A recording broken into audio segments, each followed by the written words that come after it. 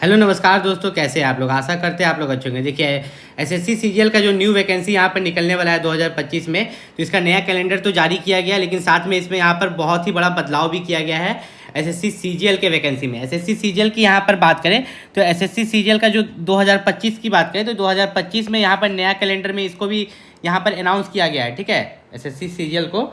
और SSC CGL की सबसे बड़ी खास बात यह है कि एसएससी सीजीएल की जो वैकेंसी यहाँ पर निकलती है तो ये हर साल, ठीक है, हर साल निकल जाती है। भले इसका पिछला वैकेंसी कंप्लीट हुआ हो या ना हो, लेकिन यहाँ पर ये हर साल आपको यहाँ पर वैकेंसी देखने को मिल जाता है, ठीक है। हर साल जो है वैकेंसी यहाँ पर आपको देखने को मिल जाएगा, इसका पिछला वैकेंसी कंप्लीट हुआ हो या ना हुआ हो। अब यहाँ पर क्या बदलाव किया गया है इस वीडियो में हम आपको बताने वाले हैं, लेकिन उससे पहले मैं आपको बता दूं कि जो नया वाला कैलेंडर आया है, ठीक है, जिसमें कि आपका एसएससी जो सीजीएल है वो कब से होगा, तो यहाँ पर आप देखिएगा तो सब लगभग यहाँ पर जून महीने में, ठीक है, 9 जून से फॉर्म अप्लाई होगा। कब से? एसएससी सीजीएल का जो फॉर्म अप्लाई होगा 9 जून से लेके 4 जुलाई तक। कब तक? 9 जून से लेके 4 जुलाई तक यहाँ पर फॉर्म अप्लाई होगा। और जो इसका एग्ज़ाम होगा 13 अगस्त से लेके 30 अगस्त तक, ठीक है, 13 अगस्त से लेके 30 अगस्त तक। ये तो फॉर्म अप्लाई का डेट था कि 4 जुलाई तक फॉर्म अप्लाई होगा, 13 से 30 अगस्त एग्जाम होगा। लेकिन क्या बदलाव किया गया उसके बारे में हम यहाँ पर बात करते हैं। एसएससी सीजीएल जो कि हमारी सबसे रिपीटेटेड जॉब है, जिसको कि मिनी आईएएस भी बोला जाता है, ठीक है। तो इसमें बहुत को यहाँ पर फ़ायदा उठाते हैं, जैसे कि जो ओबीसी वाले बच्चे हैं, एससी एसटी या ईडब्ल्यूएस वाले बच्चे हैं, तो उनके साथ दिक्कत क्या हो रहा है ना कि कास्ट सर्टिफिकेट 2 तरह का होता है। एक आपका होता है स्टेट लेवल, एक आपका होता है यहाँ पर सेंट्रल लेवल, ठीक है। तो ये 2 तरह का कास्ट सर्टिफिकेट होता है और दोनों अलग अलग बनता है, ठीक। लेकिन यहाँ पर जो एसएससी में लगता है हमारा, वो सेंट्रल लेवल वाला लगता है। ये यहाँ पर यस हो गया, ठीक है, और ये आपका नो हो गया, ये वाला नहीं लगता है। तो आपको कैसे पता चलेगा कि आपका जो सर्टिफिकेट है, कास्ट सर्टिफिकेट है सेंट्रल लेवल वाला, तो उसके लिए आपको क्या करना है, आपके पास जो भी आपके पास जाति प्रमाण पत्र है उसी को कास्ट सर्टिफिकेट बोलते हैं। तो आपके पास जो भी है उसको निकालो, अभी जाके देखो कि उसके ऊपर में जो सेकंड लाइन में सबसे ऊपर में लिखा हुआ है, सबसे ऊपर में देखिएगा जो 2 लाइन लिखा हुआ रहता है ना ऐसे करके, तो उसका सेकंड लाइन में लिखा हुआ है under the government of India. तो अगर under the government of India के जगह, ये जो इंडिया लिखा हुआ है ना, इसके जगह अगर आपकी स्टेट का नाम लिखा हुआ है तो स्टेट लेवल सर्टिफिकेट है। और अगर इंडिया लिखा हुआ है तो वो सेंट्रल लेवल सर्टिफिकेट है। क्या है? सेंट्रल लेवल सर्टिफिकेट है। तो आपका सेंट्रल लेवल होना चाहिए, इस बात का खास ख्याल रखना। वो भी कब? 4 जून से पहले। फॉर्म अप्लाई का जो लास्ट डेट होता है ना, फॉर्म अप्लाई का जो लास्ट डेट होता है उससे पहले होना चाहिए, नहीं तो आपको यहाँ पर रिजेक्ट कर सकता है। अब यहाँ पर अगर बात करें तो यहाँ पर एसएससी में किस तरह के पोस्ट होते हैं, तो सबसे पहले यहाँ पर देखो पे लेवल 7, जिसका बेसिक पे 44,900 से लेके यहाँ पर 1,42,400 तक रहता है। 1,42,400 का मतलब बेसिक पे का मतलब समझ रहे हो, 1,42,400 रिटायरमेंट के समय जो बेसिक पे रहता है। तो इसमें अगर डीए जोड़े तो डीए पता है क्या होता है? सैलरी का 50%। तो इसका 50% कितना हो गया आपका? इधर हो गया 50,000, उधर 20। अगर जोड़ते भी है तो 1,42,400 में अगर हम जोड़ते भी है तो मान के चलो मोटा मोटी 70,000 रुपये जोड़ते हैं डीए। एचआरए जोड़ते हैं 5,000 रुपये, ठीक है। और फिर जो भी अदर अलाउंसेस मिलता है, ट्रैवलिंग अलाउंसेस 2,000 रुपये कम ही जोड़ते हैं। तब भी यहाँ पर देखोगे तो 1,42,000 इधर हो गया, ये 5 और ये 2 इधर जोड़ देते हैं एक्स्ट्रा, तो ये मान के चलो 1,50,000 हो गया, ठीक है। 2,20,000 रुपया, ठीक है, रिटायरमेंट के समय पर मंथ 2,20,000 रुपये। किसी का एनुअल सैलरी होता है 2,20,000, इन लोग का पर मंथ 2,20,000 रुपये। इसलिए एसएससी का जॉब यहाँ पर सबसे बेस्ट होता है, सैलरी के मायने में भी और आराम के मायने में भी। इसमें जो पोस्ट है असिस्टेंट ऑफिसर, ठीक है, जो कि ग्रुप बी पोस्ट है, जिसके लिए 20 से 30 साल एज लिमिट चाहिए। असिस्टेंट ऑफिसर आईबी में, जिसके लिए 18 से 30 साल एज लिमिट चाहिए। तो इस तरह से आप जो पोस्ट देखिएगा, तो सबसे जो फेमस पोस्ट है वो है आपका सीबीडीटी में इंस्पेक्टर ऑफ इनकम टैक्स, जो कि ग्रुप सी के अंदर आता है, जिसका यहाँ पर एज लिमिट 18 से 30 साल मांगा जाता है जनरल वालों के लिए। ओबीसी को 3 साल का छूट, और एससी एसटी को जितना भी एज लिमिट है ना, तो याद रखिएगा इसमें ओबीसी का 3 साल जोड़ लीजिएगा, ठीक है, ओबीसी का 3 साल और जोड़ लीजिएगा, एससी एसटी का 5 साल और जोड़ लीजिएगा, जो भी एज लिमिट आपका यहाँ साइड में दिया गया है। एसएससी का ऐसे सबसे फेमस पोस्ट है ये तीनों, ध्यान से समझो, हर बच्चा का सपना होता है एसएससी का सबसे फेमस पोस्ट। यहाँ पर ये तीनों पोस्ट है 9, 10, 11, ठीक है, ये वाला, जिसका यहाँ पर उम्र सीमा 18 से 30 साल है जनरल वालों के लिए। Inspector excise, inspector preventive officer और इंस्पेक्टर एग्जामिनेशन सीबीएसई के अंदर, और सबसे ज़्यादा पोस्ट इसी में निकलता है, ठीक है। पोस्ट प्रेफरेंस के समय बच्चे इसी को प्रेफर भी करते हैं। और ये sub inspector central bureau of investigation में। उसके बाद आपका आता है पे लेवल 6 में। तो पे लेवल 6 की बात करें तो पे लेवल 6 में जो आपका यहाँ पर है, इसका बेसिक पे रहता है 35,400 से लेके 1,12,400, ठीक है। और यहाँ पर अगर देखें तो सबका एज लिमिट लगभग 18 से 30 साल है। और यहाँ पर अगर नीचे में देखें तो यहाँ पर पे लेवल 5 में एक ऑडिटर और अकाउंटेंट का पोस्ट आता है, जो कि बीकॉम वाले के लिए अच्छे अपॉर्चुनिटी रहता है। भले यहाँ पर क्वालिफिकेशन मांगा जाता है, सिंपल ग्रेजुएशन आपने किया तो अच्छी बात है, लेकिन बीकॉम वाला के लिए अच्छा कैसे रहता है, क्योंकि उसको वो सब्जेक्ट्स आते हैं अच्छे से, ठीक है।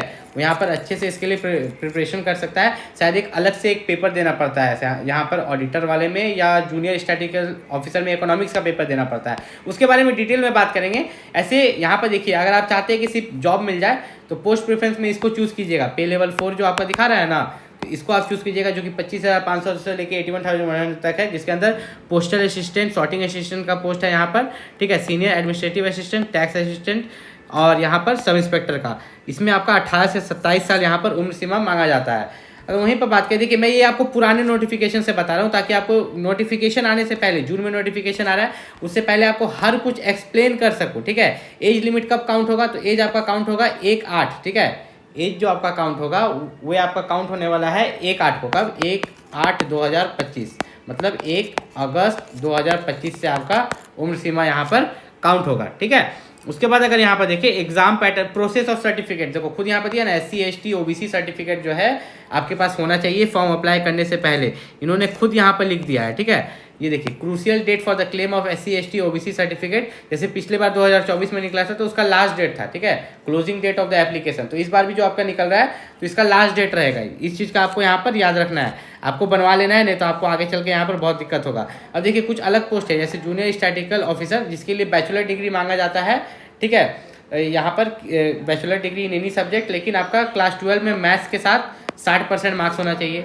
फिर जाके स्टैटिस्टिकल इन्वेस्टिगेशन ग्रेड 2, इसमें जो है आपका बोला the candidate must have study statistics as a subject in all the 3 years और ऑल द 6 सेमेस्टर, मतलब आपने स्टैटिस्टिक्स सब्जेक्ट 6 सेमेस्टर में पढ़ा होगा, तब आप यहाँ पर अप्लाई कर सकते हैं। अब यहाँ पर एक और नया पोस्ट जुड़ गया है, research assistant in human rights, ठीक है। इसके लिए जो है बैचलर डिग्री चाहिए, डिज़ायरेबल है कि minimum 1 year experience in recognised university, कहीं से एक्सपीरियंस या डिग्री इन लॉ या ह्यूमन राइट्स है तो बहुत अच्छी बात है। बाकी जितने भी पोस्ट है, लेकिन यहाँ पर एक पोस्ट मिसिंग खा रहा है, ठीक है। यहाँ पर जो अकाउंटेंट वाला पोस्ट था वो मुझे नहीं दिख रहा है, जिसके लिए यहाँ पर स्पेशली बीकॉम मांगा जाता था, ठीक है, कोई बात नहीं। यहाँ पर अगर हम देखें तो आप लोगों को एक पेपर देना पड़ता था अकाउंटेंट वाला पोस्ट के लिए, जो कि हमको ये वाला पोस्ट यहाँ पर दिखा नहीं। और यहाँ पर अगर जितने भी एग्जाम पैटर्न की बात करें तो एग्जाम पैटर्न आपका देखिए टायर 1 और टायर 2 आपका एग्जाम पैटर्न यहाँ पर होता है, जिसके बारे में अगर नीचे में देखें एग्जाम पैटर्न भी शायद चेंज हो सकता है, लेकिन क्वेश्चन थोड़ी चेंज कर देगा। टायर 1 में आपसे पूछा जाता है रीजनिंग, GK, मैथ, इंग्लिश, ठीक है।